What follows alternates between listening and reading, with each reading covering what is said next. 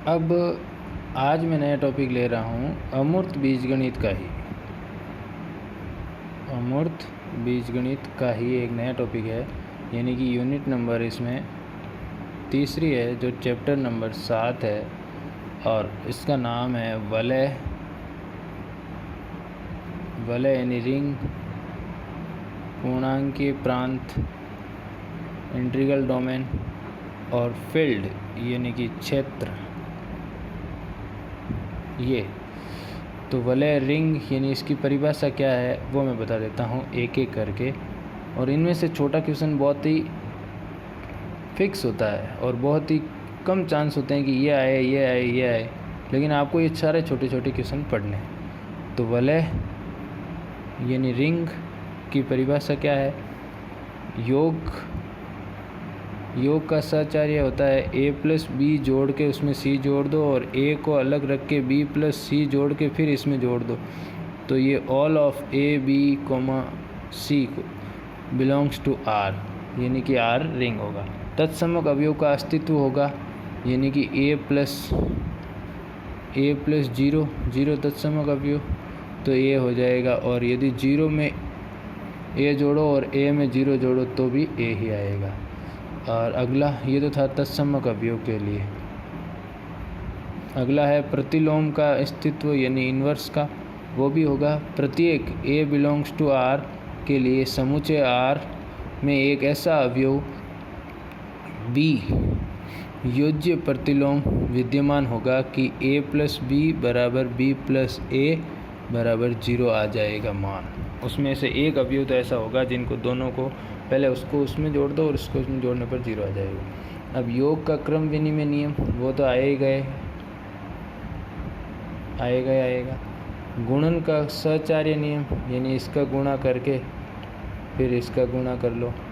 और गुणन की योग पर बंटनशीलता यानी कि गुणा और दोनों साथ में, पहले इनका गुणा करके फिर पहले इन b प्लस सी को जोड़ के a से गुणा कर दो और अलग अलग भी कर दो, ए बी का गुणा और ए सी का गुणा, तो भी मान वही आएगा। या फिर इसको ऐसे कर दो, b प्लस सी को पहले जोड़ दो फिर a से गुणा करवा दो और ए बी का पहले गुणा और सी ए का। तब विशेष प्रकार की जो होती है वो बता देता हूँ। वलय और पूर्णांक के प्रांत क्या है, क्षेत्र, ये सारे बता देता हूँ। अलग अलग छोटे छोटे क्वेश्चन हैं, इनमें से ज़रूर आता है कि जो विशेष प्रकार यानी स्पेशल।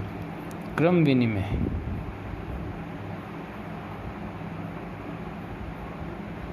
विनिमय वलय होती है यदि R में यदि वलय R में गुणन संक्रिया क्रम विनिमय हो तो a डॉट b बराबर b डॉट a होगी। सेकेंड नंबर, तत्समक की वलय यानी इकाई सहित वलय होगी तो R प्लस डॉट, ये प्लस तो प्लस है ही और ये गुणा। नंबर तीसरा, शून्य भाजक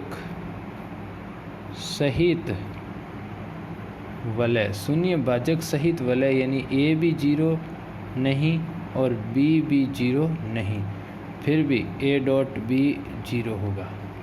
यदि r के ऐसे दो अवयव यानी a और b विद्यमान हो कि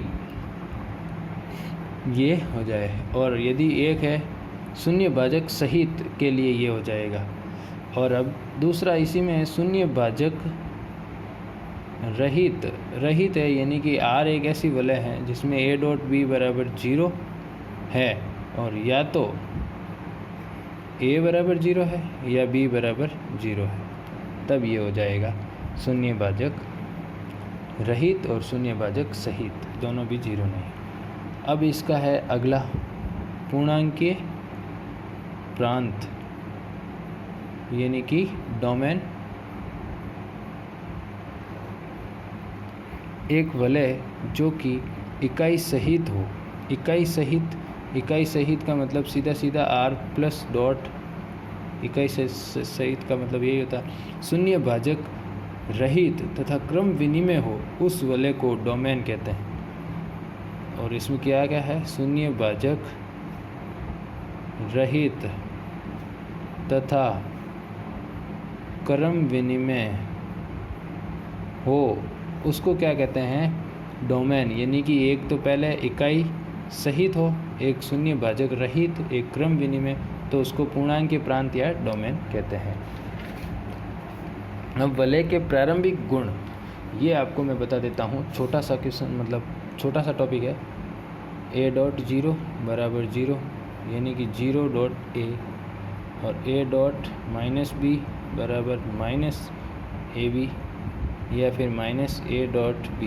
इसका भी मान यही आएगा, इसका भी यही आएगा, minus a dot minus b और a dot b minus C बराबर a dot b minus a dot C, b minus C dot a बराबर b dot a minus C dot a। ये है सारे क्वेश्चन, और सारे जो ये छोटे छोटे इनमें से क्वेश्चन बनते हैं वो ये।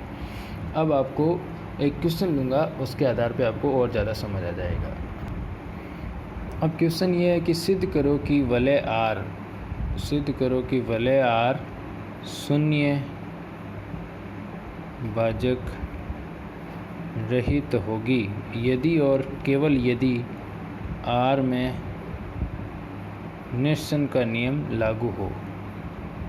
या फिर अगर निरसन का नियम और ये प्रश्न नहीं आए तो प्रश्न आपके पास ये भी आ सकता है, सिद्ध करो कि एक इकाई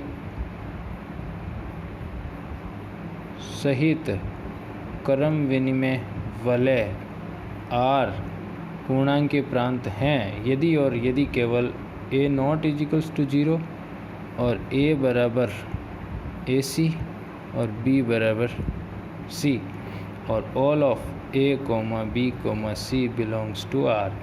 तो अब हमें इसको सिद्ध करना है। तो पहले प्रूफ यानी इसकी उत्पत्ति, तो नेसेसरी कंडीशन यानी कि प्रतिबंध की आवश्यकता। माना कि R शून्य भाजक शून्य रहित वलय है, R शून्य भाजक रहित वलय है, तब a, b, c belongs to R, then a dot b बराबर a डॉट c और a not is equals to 0। Now अब हम क्या करेंगे, a डॉट b बराबर a डॉट c। तो इसको अपन क्या करेंगे, माइनस a डॉट c का दोनों तरफ संक्रिया यानी कि गुणा करवाएंगे। तो ये आ जाएगा, इसमें अपने को दोनों तरफ संक्रिया करवाने पर यानी कि जोड़ने पर जो ये माइनस माइनस ये हो जाएगा। तो अपन इसको जोड़ेंगे तो a dot b plus a dot minus c और इधर जोड़ेंगे a dot a minus C.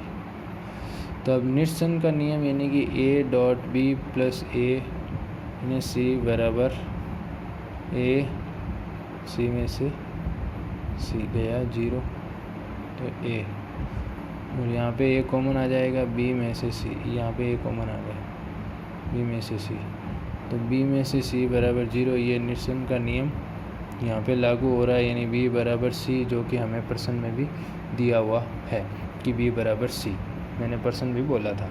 तो निरसन का नियम लागू हो गया, इसीलिए R शून्य भाजक रहित वलय है, अतः a not is equals to 0 और माइनस b बराबर c, यानी कि b बराबर c, माइनस b बराबर 0 और b बराबर c, अतः R में निरसन का नियम सत्य है।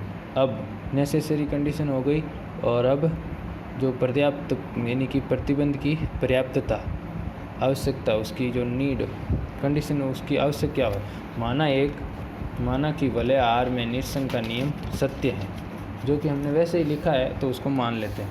माना कि